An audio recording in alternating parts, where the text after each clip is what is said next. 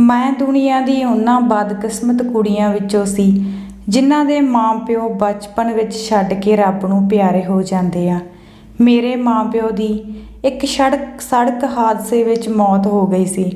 ਜਦੋਂ ਕਿਸੇ ਬੱਚੇ ਦੇ ਸਿਰ ਤੋਂ ਮਾਪਿਆਂ ਦਾ ਸਾਇਆ ਉੱਠ ਜਾਂਦਾ ਤਾਂ ਆਪਣੇ ਸਕੇ ਚਾਚੇ ਤਾਏ ਤੇ ਰਿਸ਼ਤੇਦਾਰਾਂ ਦੇ ਰਹਿਮ ਕਰਮਾਂ ਨਾਲ ਜਿਉਣ ਲਈ ਮਜਬੂਰ ਹੋ ਜਾਂਦੇ ਆ। ਮੇਰੀ ਵੀ ਕਹਾਣੀ ਇਸੇ ਤਰ੍ਹਾਂ ਦੀ ਆ। ਮਾਂ-ਪਿਓ ਦੇ ਮਰ ਜਾਣ ਤੋਂ ਬਾਅਦ ਮੈਨੂੰ ਵੀ ਮੇਰੇ ਚਾਚਾ ਚਾਚੀ ਨੇ ਪਾਲਿਆ। ਮੇਰਾ ਚਾਚਾ ਤਾਂ ਮੈਨੂੰ ਬਹੁਤ ਪਿਆਰ ਕਰਦਾ ਸੀ, ਪਰ ਮੇਰੀ ਚਾਚੀ ਮੇਰੇ ਨਾਲ ਵਿਤਕਰਾ ਕਰਦੀ ਸੀ।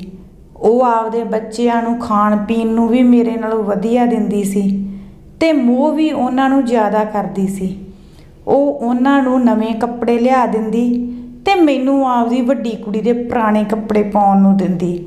ਜਦੋਂ ਮੇਰੇ ਨਾਲ ਮੇਰੇ ਚਾਚਾ ਹੱਸਦੇ ਖੇਡਦੇ ਤਾਂ ਉਹ ਆਨੀ ਬਹਾਨੀ ਉਹਨਾਂ ਨਾਲ ਲੜਦੀ ਰਹਿੰਦੀ।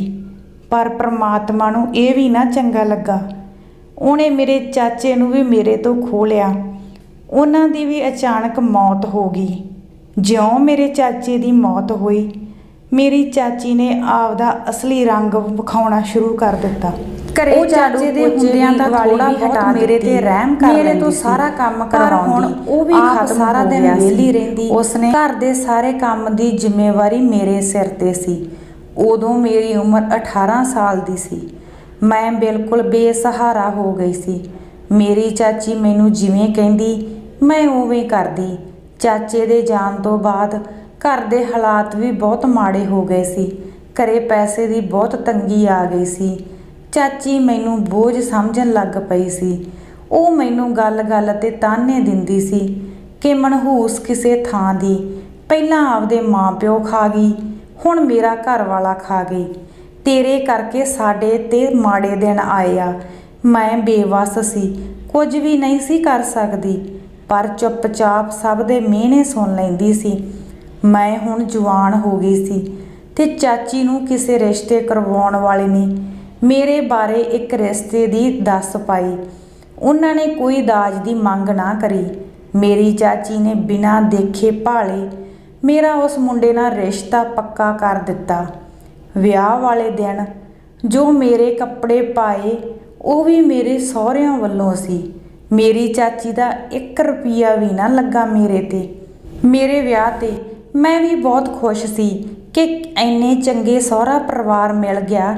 ਉਹਨਾਂ ਨੇ ਦਾਜ ਦੀ ਕੋਈ ਮੰਗ ਨਹੀਂ ਸੀ ਕਰੀ, ਪਰ ਵਿਆਹ ਦੇ ਪਹਿਲੇ ਦਿਨ ਮੇਰੀਆਂ ਖੁਸ਼ੀਆਂ ਨੂੰ ਜਿਵੇਂ ਕਿਸੇ ਦੀ ਨਜ਼ਰ ਲੱਗ ਗਈ। ਮੈਂ ਜਦੋਂ ਪਹਿਲੀ ਰਾਤ ਆਪਦੇ ਕਮਰੇ ਵਿੱਚ ਦੁਲਹਨ ਬਣੀ ਬੈਠੀ ਸੀ ਤਾਂ ਜਦੋਂ ਮੇਰਾ ਘਰ ਵਾਲਾ ਕਮਰੇ ਵਿੱਚ ਦਾਖਲ ਹੋਇਆ ਤਾਂ ਮੈਂ ਨੀਵੀਂ ਪਾ ਕੇ ਬੈਠੀ ਸੀ ਤਾਂ ਉਹ ਮੇਰੇ ਕੋਲ ਆ ਕੇ ਬੈਠ ਗਏ। ਪਰ ਮੈਨੂੰ ਕੁਝ ਅਜੀਬ ਜਿਹਾ ਮਹਿਸੂਸ ਹੋ ਰਿਹਾ ਸੀ। ਉਹ ਮੇਰੇ ਵੱਲ ਮੂੰਹ ਕਰਕੇ ਨਹੀਂ ਸੀ ਬੈਠੇ। ਉਹ ਐਵੇਂ ਬੈਠੇ ਸੀ ਜਿਵੇਂ ਕਿਸੇ ਓਪਰੇ ਕੋਲ ਬੈਠੇ ਹੋਣ। ਮੈਂ ਕੁਝ ਟਾਈਮ ਤਾਂ ਚੁੱਪ ਰਹੀ। ਫਿਰ ਮੈਂ ਪੁੱਛਿਆ, ਤੁਸੀਂ ਇਸ ਤਰ੍ਹਾਂ ਕਿਉਂ ਬੈਠੇ ਹੋ? ਕੀ ਮੈਂ ਤੁਹਾਨੂੰ ਪਸੰਦ ਨਹੀਂ? ਤਾਂ ਉਹ ਉੱਚੀ ਉੱਚੀ ਹੱਸਣ ਲੱਗ ਪਏ। ਮੈਨੂੰ ਉਹਨਾਂ ਦਾ ਇਸ ਤਰ੍ਹਾਂ ਹੱਸਣਾ ਬਹੁਤ ਅਜੀਬ ਲੱਗਿਆ। ਮੈਂ ਦੁਬਾਰਾ ਫਿਰ ਪੁੱਛਿਆ, ਤੁਸੀਂ ਮੇਰੇ ਨਾਲ ਵਿਆਹ ਕਰਵਾ ਕੇ ਖੁਸ਼ ਹੋ ਕਿ ਨਹੀਂ? ਮੈਂ ਉਹਨਾਂ ਵੱਲ ਦੇਖ ਕੇ ਗੱਲ ਕਰ ਰਹੀ ਸੀ, ਪਰ ਉਹ ਕੰਧ ਵੱਲ ਮੂੰਹ ਕਰੀ ਬੈਠੇ ਸੀ। ਮੈਂ ਅੰਦਰੇ ਅੰਦਰ ਸੋਚ ਪੈ ਗਈ ਕਿ ਮੇਰਾ ਇਹਨਾਂ ਨਾਲ ਧੱਕੇ ਨਾਲ ਵਿਆਹ ਕਰਵਾਇਆ। ਉਹ ਮੈਨੂੰ ਨਹੀਂ ਸੀ ਪਸੰਦ ਕਰਦੇ। ਮੈਂ ਆਪਦੀ ਮਾੜੀ ਕਿਸਮਤ ਨੂੰ ਕੋਸ ਰਹੀ ਸੀ। ਮੈਂ ਬਹੁਤ ਸੋਹਣੀ ਸੀ, ਪਰ ਉਹਨਾਂ ਨੇ ਮੈਨੂੰ ਇੱਕ ਵਾਰ ਵੀ ਨਹੀਂ ਸੀ ਦੇਖਿਆ। ਜਦੋਂ ਮੇਰਾ ਰਿਸ਼ਤਾ ਹੋਇਆ ਤਾਂ ਮੈਂ ਸੋਚਦੀ ਸੀ ਕਿੰਨਾ ਵਧੀਆ ਪਰਿਵਾਰ ਮਿਲਿਆ। ਮੈਂ ਆਪਣੇ ਪਤੀ ਤੇ ਸੱਸ ਨੂੰ ਪੂਰਾ ਖੁਸ਼ ਰੱਖਾਂਗੀ। ਮੈਂ ਫਿਰ ਪੁੱਛਿਆ, ਜੇ ਤੁਸੀਂ ਮੇਰੇ ਨਾਲ ਵਿਆਹ ਨਹੀਂ ਸੀ ਕਰਵਾਉਣਾ ਚਾਹੁੰਦੇ ਤਾਂ ਤੁਸੀਂ ਮੈਨੂੰ ਉਸੇ ਦਿਨ ਦੱਸ ਦਿੰਦੇ ਜਿਸ ਦਿਨ ਤੁਹਾਡੇ ਘਰ ਦੇ ਮੈਨੂੰ ਦੇਖਣ ਗਏ ਸੀ। ਤਾਂ ਉਹਨਾਂ ਨੇ ਮੈਨੂੰ ਅਜਿਹੀ ਗੱਲ ਕਹੀ ਜਿਸ ਨੂੰ ਸੁਣ ਕੇ ਮੇਰਾ ਤਾਂ ਦਿਲ ਕੰਬਣ ਲੱਗ ਗਿਆ ਤੇ ਮੈਨੂੰ ਇਸ ਤਰ੍ਹਾਂ ਲੱਗ ਰਿਹਾ ਸੀ ਕਿ ਮੇਰੀ ਮੌਤ ਹੋ ਜਾਵੇਗੀ। ਉਹ ਮੈਨੂੰ ਕਹਿੰਦੇ, ਤੈਨੂੰ ਮੇਰੇ ਬਾਰੇ ਤੇਰੀ ਚਾਚੀ ਨੇ ਨਹੀਂ ਦੱਸਿਆ ਕਿ ਮੈਨੂੰ ਦੋਹਾਂ ਅੱਖਾਂ ਤੋਂ ਦਿਖਾਈ ਨਹੀਂ ਦਿੰਦਾ? ਜਦੋਂ ਮੈਂ ਉਹਨਾਂ ਦੇ ਮੂੰਹੋਂ ਇਹ ਗੱਲ ਸੁਣੀ ਤਾਂ ਮੈਂ ਕਿਹਾ, ਤੁਸੀਂ ਮੇਰੇ ਨਾਲ ਮਜ਼ਾਕ ਕਿਉਂ ਕਰਦੇ ਹੋ? ਇਸ ਟਾਈਮ ਤੁਸੀਂ ਮੇਰੇ ਨਾਲ ਇਹੋ ਜਿਹਾ ਮਜ਼ਾਕ ਨਾ ਕਰੋ। ਤੁਹਾਡੇ ਬਾਰੇ ਮੈਂ ਇਸ ਤਰ੍ਹਾਂ ਦੀ ਗੱਲ ਨਹੀਂ ਸੁਣ ਸਕਦੀ। ਪਰ ਉਹ ਫਿਰ ਕਹਿਣ ਲੱਗੇ ਕਿ ਇਹ ਦੁਨੀਆ ਦਾ ਦਸਤੂਰ ਆ, ਜੇ ਕਿਸੇ ਵਿੱਚ ਚੰਗੇ ਗੁਣ ਹੋਣ ਤੇ ਉਸ ਨੂੰ ਕੋਈ ਮਾਨਸਿਕ ਬਿਮਾਰੀ ਹੋਵੇ ਤਾਂ ਦੁਨੀਆ ਉਸ ਦੇ ਗੁਣਾਂ ਦੀ ਕਦਰ ਨਹੀਂ ਕਰਦੀ, ਬਲਕਿ ਉਸ ਦੇ ਨੁਕਸ ਜ਼ਿਆਦਾ ਕੱਢੇਗੀ। ਇਹੀ ਸੱਚ ਆ, ਮੇਰੇ ਵਿੱਚ ਵੀ ਜੋ ਵੀ ਗੁਣ ਆ ਉਹ ਨਹੀਂ ਵਿਖਾਈ ਦਿੰਦੇ, ਸਭ ਨੂੰ ਇਹੀ ਜ਼ਿਆਦਾ ਦਿਖਦਾ ਕਿ ਮੈਂ ਅੰਨਾ। ਉਹ ਬੋਲੀ ਜਾ ਰਹੇ ਸੀ, ਪਰ ਮੈਨੂੰ ਅਜੇ ਵੀ ਯਕੀਨ ਨਹੀਂ ਸੀ ਹੋ ਰਿਹਾ ਕਿ ਇਹ ਕੋਈ ਮਜ਼ਾਕ ਨਹੀਂ ਸੀ, ਇੱਕ ਕੌੜੀ ਹਕੀਕਤ ਸੀ। ਮੈਂ ਹੁਣ ਆਪਣੀਆਂ ਅੱਖਾਂ ਵਿੱਚ ਹੰਝੂਆਂ ਨਾਲ ਆਪਣੇ ਪਤੀ ਨੂੰ ਦੇਖ ਰਹੀ ਸੀ। ਮੇਰੇ ਸੁਪਨਿਆਂ ਦਾ ਮਹਿਲ ਪਲਾਂ ਵਿੱਚ ਜ਼ਮੀਨ 'ਤੇ ਡਿੱਗ ਗਿਆ ਅਤੇ ਜੋ ਦੇਖ ਨਹੀਂ ਸਕਦਾ ਸੀ ਉਹ ਕਿਵੇਂ ਸਭ ਕੁਝ, ਕੀ ਉਹ ਮੇਰਾ ਸਹਾਰਾ ਬਣ ਸਕਦਾ ਹੈ? ਮੇਰੇ ਦਿਮਾਗ ਵਿੱਚ ਤਰ੍ਹਾਂ ਤਰ੍ਹਾਂ ਦੇ ਸਵਾਲ ਚੱਲਣ ਲੱਗੇ। ਉਸ ਨੂੰ ਖੁਦ ਚੱਲਣ ਲਈ ਮੇਰੇ ਲਈ ਸਹਾਰੇ ਦੀ ਲੋੜ ਸੀ। ਮੇਰੇ ਨਾਲ ਧੋਖਾ ਹੋਇਆ। ਮੇਰੀ ਚਾਚੀ ਅਤੇ ਮੇਰੇ ਸਹੁਰਿਆਂ ਨੇ ਮੈਨੂੰ ਇਹ ਧੋਖਾ ਦਿੱਤਾ। ਗੁੱਸੇ ਕਾਰਨ ਮੇਰੀ ਹਾਲਤ ਬੁਰੀ ਸੀ। ਮੈਂ ਇੱਕਦਮ ਉੱਠ ਕੇ ਖੜੀ ਹੋ ਗਈ। ਤੁਸੀਂ ਤੇ ਤੁਹਾਡੇ ਪਰਿਵਾਰ ਨੂੰ ਸ਼ਰਮ ਆਉਣੀ ਚਾਹੀਦੀ। ਇੱਕ ਗਰੀਬ ਬੇਸਹਾਰਾ ਕੁੜੀ ਨੂੰ ਧੋਖਾ ਦਿੰਦੇ ਹੋਏ, ਮੈਂ ਗੁੱਸੇ ਵਿੱਚ ਕਿਹਾ। ਤਾਂ ਰਾਮ ਨੇ ਕਿਹਾ ਕਿ ਤੇਰੀ ਚਾਚੀ ਨੂੰ ਤਾਂ ਪਤਾ ਸੀ, ਮੈਂ ਦੇਖ ਨਹੀਂ ਸਕਦਾ। ਕੀ ਉਸਨੇ ਦੱਸਿਆ ਨਹੀਂ? ਤੁਹਾਡੇ ਨਾਲ ਧੋਖਾ ਕਰਨਾ ਸਾਡਾ ਕਸੂਰ ਨਹੀਂ ਹੈ। ਮੈਂ ਨਹੀਂ ਕੀਤਾ ਧੋਖਾ। ਤੁਹਾਡੀ ਚਾਚੀ ਨੇ ਸਾਨੂੰ ਦੱਸਿਆ ਕਿ ਉਸਨੇ ਤੈਨੂੰ ਸਭ ਕੁਝ ਦੱਸ ਦਿੱਤਾ ਸੀ ਕਿ ਮੈਂ ਦੇਖ ਨਹੀਂ ਸਕਦਾ। ਪਰ ਸਾਰੀ ਰਾਤ ਮੈਂ ਰੋ ਰੋ ਕੇ ਕੱਢੀ, ਇਹੀ ਸੋਚਦੀ ਰਹੀ, ਪਹਿਲਾਂ ਮੇਰੇ ਮਾਂ ਪਿਓ ਮੇਰੇ ਰੱਬਾ ਤੂੰ ਖੋਹ ਲਏ। ਹੁਣ ਜੇ ਮੈਂ ਨਵੀਂ ਜ਼ਿੰਦਗੀ ਜਿਉਣ ਬਾਰੇ ਸੋਚ ਰਹੀ ਸੀ ਤਾਂ ਇੰਨਾ ਵੱਡਾ ਧੋਖਾ ਹੋਇਆ ਮੇਰੇ ਨਾਲ। ਜਦੋਂ ਮੈਂ ਸੁਬਾਹ ਹੋਈ, ਮੈਂ ਬਾਹਰ ਆਈ ਤੇ ਆਪਦੀ ਸੱਸ ਨੂੰ ਕਿਹਾ, ਤੁਸੀਂ ਮੇਰੇ ਨਾਲ ਧੋਖੇ ਨਾਲ ਵਿਆਹ ਕਰਾਇਆ ਆਪਣੇ ਅੰਨੇ ਪੁੱਤ ਦਾ। ਉਹ ਵੀ ਉਹੀ ਬੋਲੀ ਜੋ ਰਾਤ ਨੂੰ ਇਹਨਾਂ ਨੇ ਕਿਹਾ ਸੀ। ਤੇਰੀ ਚਾਚੀ ਨੂੰ ਅਸੀਂ ਦੱਸਿਆ ਸੀ, ਪਰ ਉਹ ਕਹਿੰਦੀ ਸੀ ਕਿ ਸਾਨੂੰ ਸਭ ਮਨਜ਼ੂਰ ਆ। ਇੰਨਾ ਕਹਿ ਕੇ ਉਹ ਰੋ ਪਈ ਤੇ ਕਹਿੰਦੀ, ਪੁੱਤ, ਮੇਰੇ ਪੁੱਤ ਨੂੰ ਅੰਨਾ ਨਾ ਕਹਿ, ਮੈਨੂੰ ਇਸ ਘਰ ਦਾ ਵਾਰਸ ਦੇ ਦੇ, ਤੇਰੇ ਹੱਥ ਵਿੱਚ ਆ। ਮੈਨੂੰ ਗਲਤ ਨਾ ਸਮਝੀ, ਮੈਂ ਤੇਰਾ ਬੁਰਾ ਨਹੀਂ ਸੋਚਦੀ। ਮੈਨੂੰ ਸਮਝ ਆ ਗਈ ਸੀ ਕਿ ਸਾਰਾ ਕਸੂਰ ਚਾਚੀ ਦਾ, ਇਹਨਾਂ ਦੀ ਕੋਈ ਗਲਤੀ ਨਹੀਂ। ਬਸ ਮੈਂ ਆਪਦੀ ਕਿਸਮਤ ਨੂੰ ਹੀ ਕੋਸਦੀ ਰਹੀ। ਮੈਂ ਉੱਥੇ ਰਹਿ ਜ਼ਰੂਰ ਰਹੀ ਸੀ, ਪਰ ਮੇਰੀ ਅੰਦਰੋਂ ਰੂਹ ਨਹੀਂ ਸੀ ਰਾਜੀ। ਇੱਕ ਦਿਨ ਮੇਰੇ ਘਰ ਵਾਲੇ ਨੇ ਬਾਹਰ ਕਿਸੇ ਕੰਮ ਲਈ ਜਾਣਾ ਸੀ। ਉਹ ਜਦੋਂ ਬਾਹਰ ਜਾਂਦੇ ਤਾਂ ਨਾਲ ਡਰਾਈਵਰ ਲੈ ਕੇ ਜਾਂਦੇ ਸੀ। ਮੈਂ ਰਾਤ ਨੂੰ ਇਕੱਲੀ ਆਪਣੇ ਕਮਰੇ ਵਿੱਚ ਪਈ ਸੀ। ਅੱਧੀ ਕੁ ਰਾਤ ਹੋ, ਬਾਹਰ ਕਿਸੇ ਚੀਜ਼ ਦੇ ਡਿੱਗਣ ਦੀ ਆਵਾਜ਼ ਆਈ।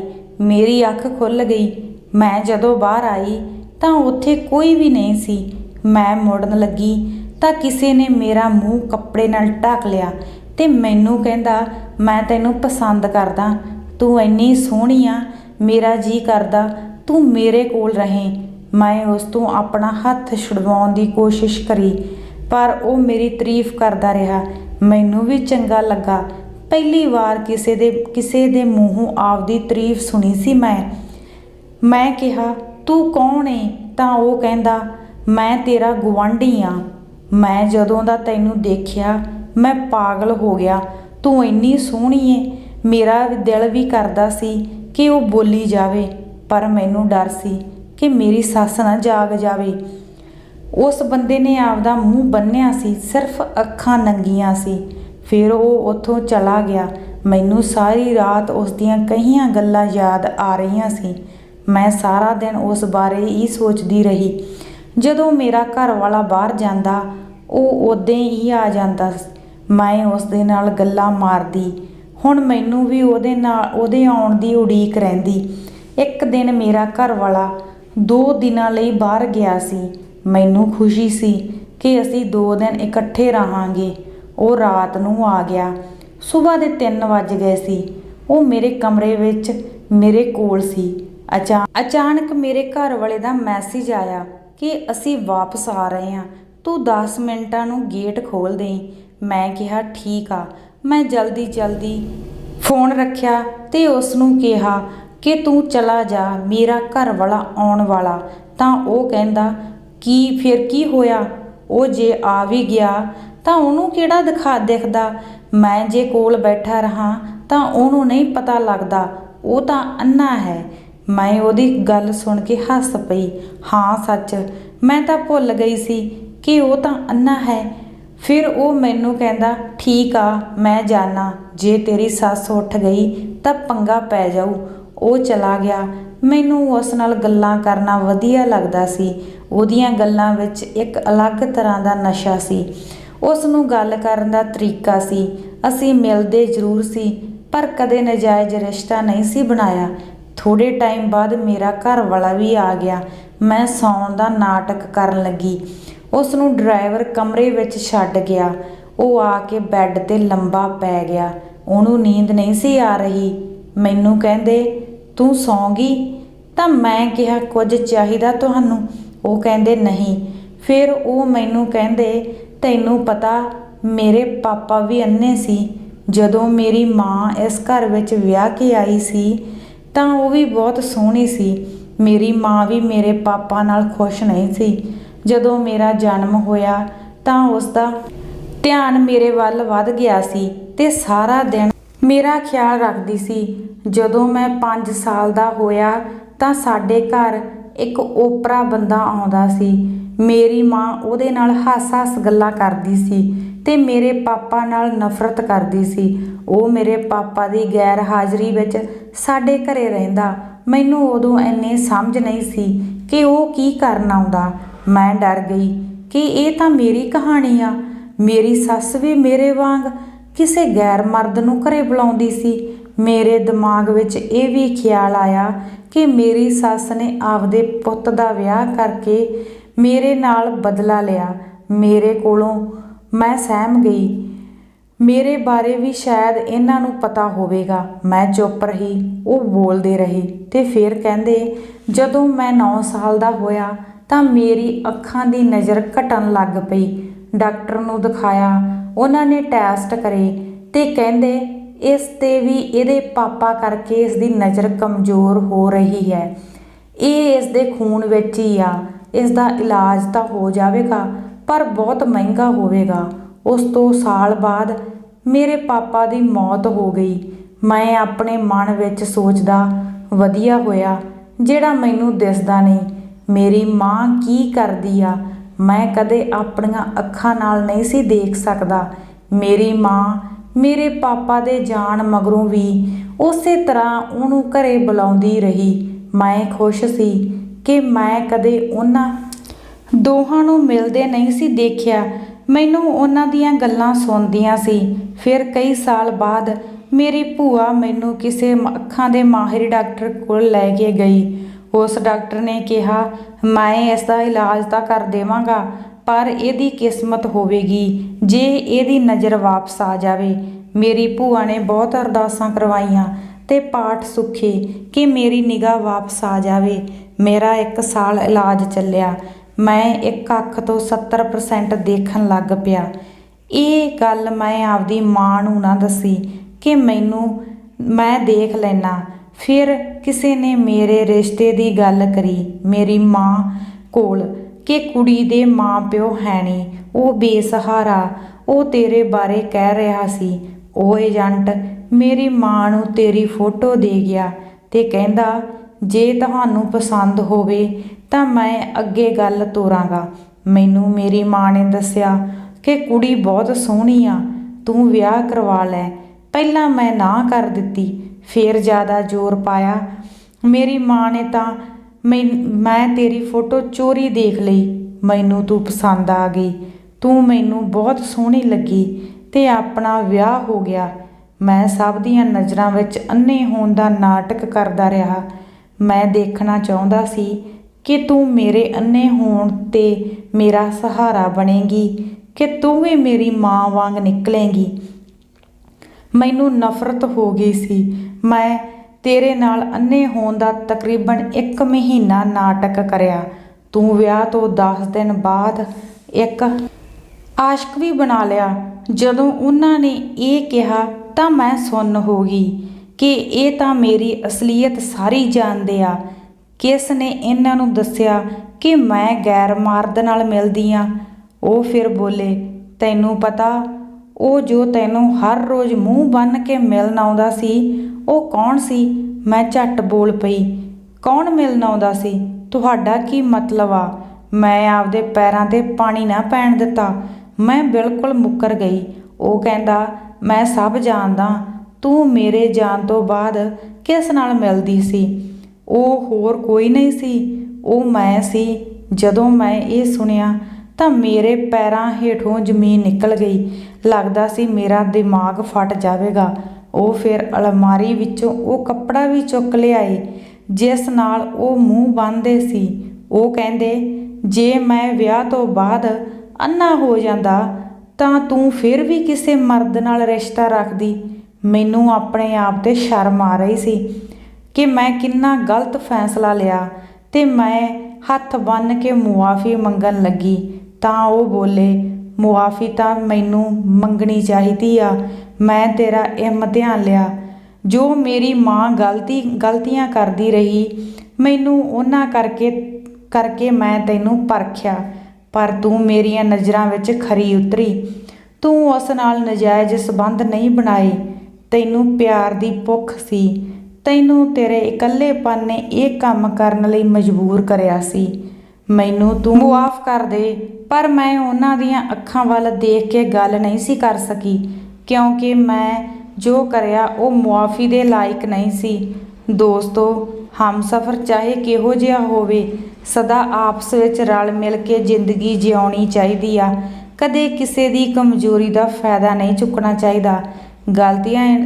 ਇਨਸਾਨ ਗਲਤੀਆਂ ਦਾ ਪੁਤਲਾ, ਪਰ ਗਲਤੀਆਂ ਦੀ ਵੀ ਹੱਦ ਹੁੰਦੀ ਆ। ਕਦੇ ਕਿਸੇ ਦਾ ਵਿਸ਼ਵਾਸ ਨਹੀਂ ਤੋੜਨਾ ਚਾਹੀਦਾ। ਹਾਂਜੀ, ਤੁਹਾਨੂੰ ਇਹ ਅੱਜ ਦੀ ਕਹਾਣੀ ਕਿਸ ਤਰ੍ਹਾਂ ਦੀ ਲੱਗੀ? ਜੇਕਰ ਕਹਾਣੀ ਵਧੀਆ ਲੱਗੀ ਹੋਵੇ ਤਾਂ ਪਲੀਜ਼ ਲਾਈਕ ਸ਼ੇਅਰ ਕਰਨਾ ਨਾ ਭੁੱਲਣਾ। ਇਸੇ ਤਰ੍ਹਾਂ ਹੋਰ ਕਹਾਣੀਆਂ ਸੁਣਨ ਲਈ ਸਾਡੇ ਚੈਨਲ ਨੂੰ ਸਬਸਕ੍ਰਾਈਬ ਜ਼ਰੂਰ ਕਰ ਲਿਓ। ਨੀਚੇ ਬੈਲ ਦਾ ਬਟਨ ਬਣਿਆ ਹੋਇਆ, ਤੁਸੀਂ ਉਸ ਨੂੰ ਆਲ 'ਤੇ ਜਾ ਕੇ ਪ੍ਰੈਸ ਕਰ ਲਿਓ। ਜਦੋਂ ਵੀ ਮੈਂ ਕੋਈ ਨਵੀਂ ਕਹਾਣੀ ਲੈ ਕੇ ਆਵਾਂਗੀ ਸਭ ਤੋਂ ਪਹਿਲਾਂ ਤੁਹਾਡੇ ਕੋਲੇ ਪਹੁੰਚੇਗੀ। ਮਿਲਾਂਗੇ ਜੀ ਕੱਲ੍ਹ ਨੂੰ ਕਿਸੇ ਹੋਰ ਨਵੀਂ ਕਹਾਣੀ ਦੇ ਨਾਲ। ਤਦ ਤੱਕ ਲਈ ਸਤਿ ਸ਼੍ਰੀ ਅਕਾਲ। ਤੁਸੀਂ ਆਪਣਾ ਕੀਮਤੀ ਟਾਈਮ ਸਾਡੀ ਕਹਾਣੀ ਨੂੰ ਦਿੱਤਾ, ਤੁਹਾਡਾ ਤਹਿ ਦਿਲੋਂ ਧੰਨਵਾਦ। ਮਿਲਦੇ ਹਾਂ ਜੀ ਕੱਲ੍ਹ ਨੂੰ। ਧੰਨਵਾਦ।